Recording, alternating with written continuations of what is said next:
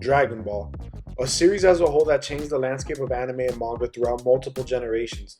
Depending on how old you are, there's a chance it was probably the first anime you watched thanks to Tsunami, and there's also a chance, depending on how young you are, you may have never watched it because you're so tired of getting into presidential debates over friends telling you Goku one-shots your favorite character.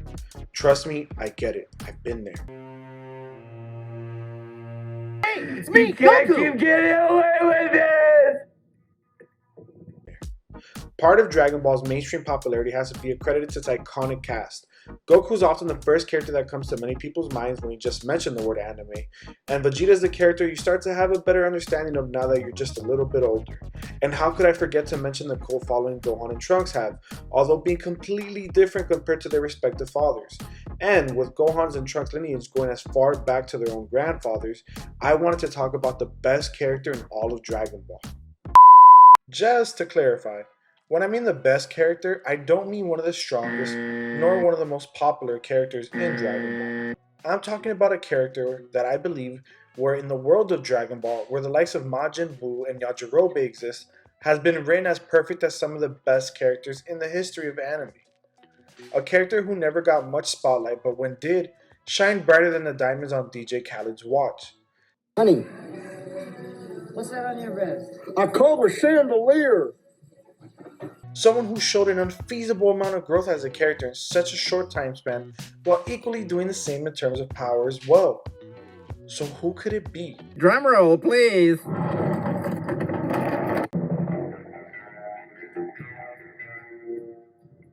Well, that was easy. It looks like we're in a different league altogether than your little green goon squad.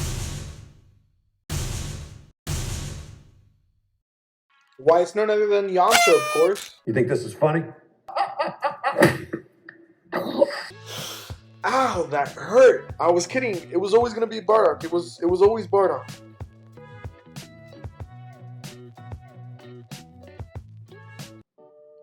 When I was a kid, my mom and I had this routine where every Friday night we would go to our local Blockbuster and my mom would let me pick one movie that I could watch at home while downing cups of Pepsi and countless slices of Pizza Hut. But after renting so many Scooby-Doo animated movies as a kid, my appetite as an angsty new metal boy raised in the 2000s had grown and nothing could suffice. Until exploring the furthest ends of my Blockbuster, I finally found my El Dorado. You see, Dragon Ball has built this unique culture around not just the anime, but their library of movies as well. There's not a single shonen series that can garner the levels of attention through a fandom and media the way Dragon Ball can. So when my 8-year-old self saw that there was a Dragon Ball Z movie that had on the cover of the DVD case a character who looked identical to Goku, except if he drank Modelo's and had the same level of drip as Ichigo, I knew I had to take this peak cinema home with me. But what I didn't know was how this character was going to change my life. Throughout the universe, they are feared for their singular gift of destruction. Planetary pirates enlisted by a merciless tyrant. For years, they have scoured the universe, destroying the weak and strong alike. They are the Saiyans.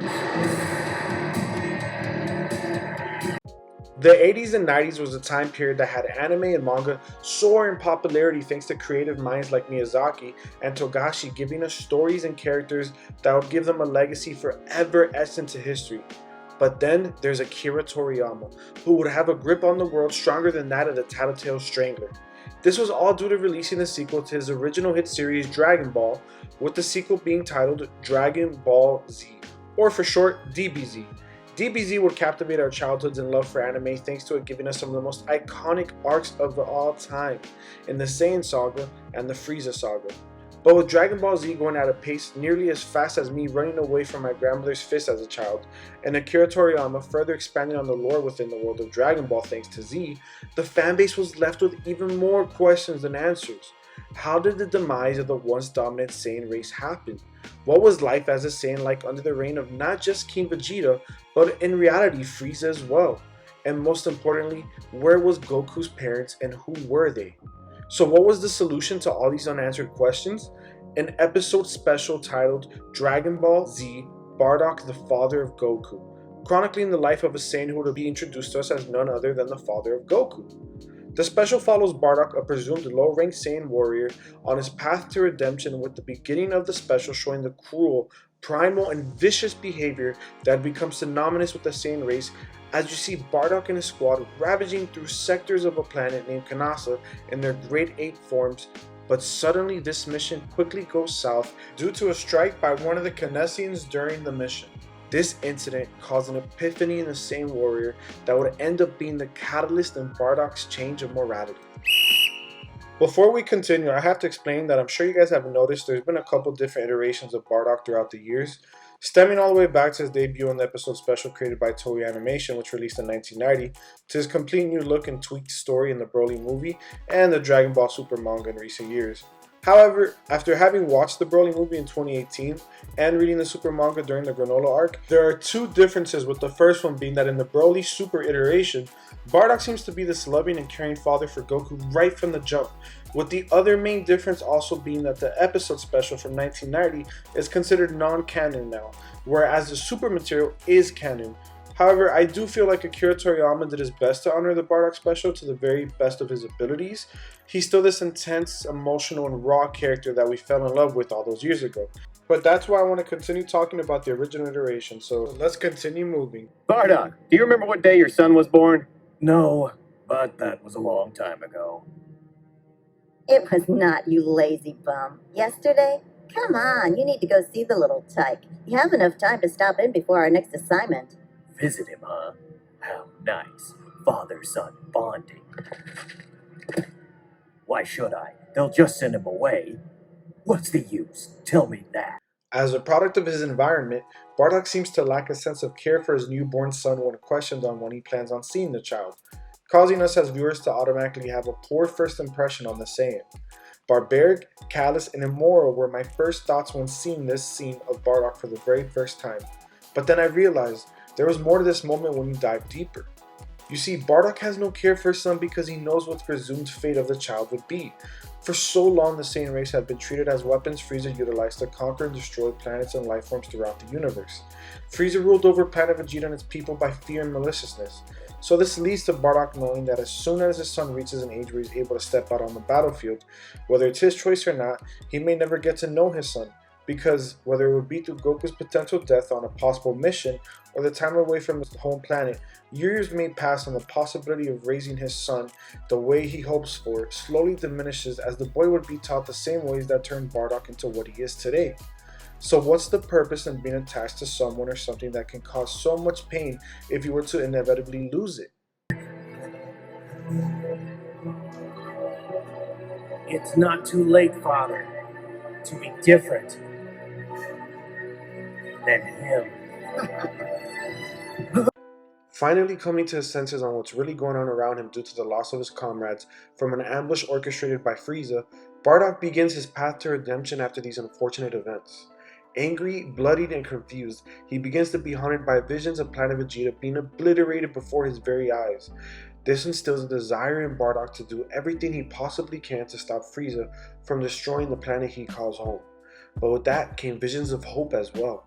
Visions of Goku having a future he never thought was possible led to Bardock feeling something he never felt before. Hope. The hope of seeing his son live a life different from what all Bardock's ever known lead to him being the most dangerous foe to someone like Frieza. We see him go from being a low-class Saiyan who was a cog in the machine to the Saiyan warrior that is this phenomenon due to his rapid increase in power by the seconds that pass, as now he finally has something to protect.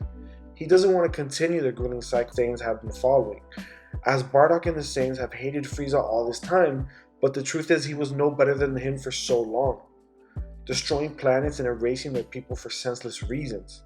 He wanted something different, and sadly, this leads to the eventual demise of Bardock, as this surge in power leads to him have the belief he's finally able to stand up to Frieza, as you see him fly through space, dismantling Frieza's henchmen by the bodies, showing you just how strong Bardock truly has grown to the point you start to think he's really gonna do it, only to see Frieza flick a giant energy orb the size of the sun to end this confrontation. And suddenly, in his final moments, Bardock has one last vision of none other than Goku staring down Frieza. And while Bardock seems to know what the outcome of this face-off will be, So in his last seconds, we finally get to see Bardock say Goku's same name, as he smiles knowing who Kakarot would become. Everything he never knew was possible for the boy he once rejected. Watching Bardock, the father of Goku, changed my life because now that I'm in my 20s, his character still impacts me to this very day. Bardock's change of character throughout this short window of time was an absolute roller coaster, but I do believe there was something poetic in that. The internal struggle to do this complete 180 in who he is was so relatable. You see, the reason I say Bardock is the best character in all of Dragon Ball is simply because he is you.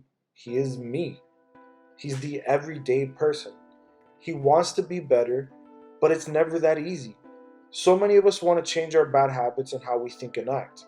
It could be something as simple as wanting to wake up earlier, or complex as us wanting to have more confidence in ourselves.